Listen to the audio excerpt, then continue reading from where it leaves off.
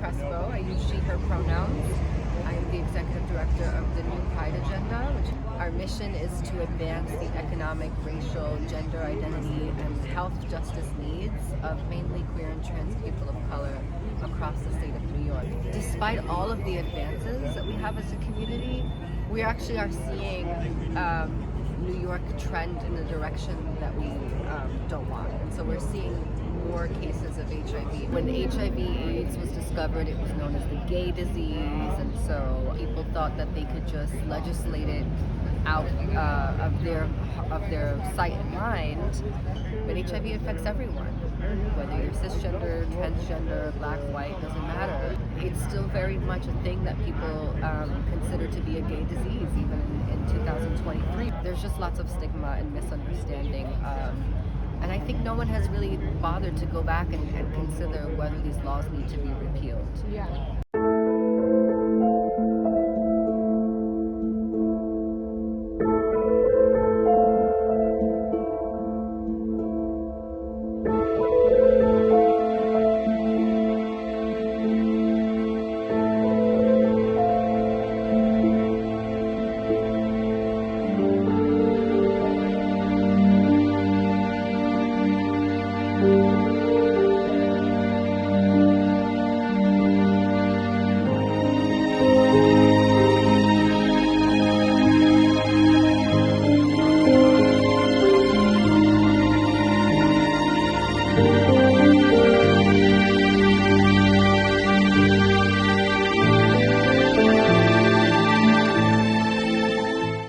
Doesn't have an HIV-specific law. So the legal precedent was set a very long time ago by a judge. He wrote and memorialized that people living with HIV are akin to a loaded weapon, and that is a quote, akin to a loaded weapon that we have the potential of causing grievous bodily harm or death. Me as a person, because I happen to be living with the virus.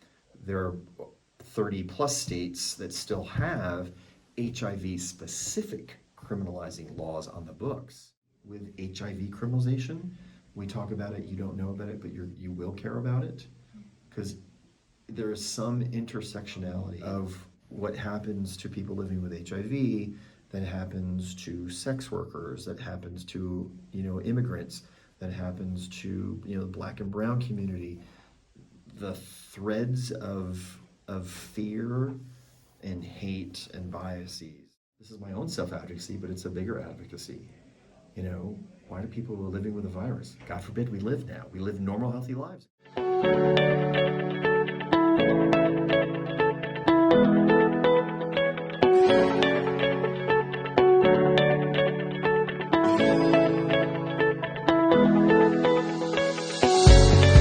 Today, let's raise our voices higher. Let's support the New Pride Agenda and make certain that we, in Albany, do what's right.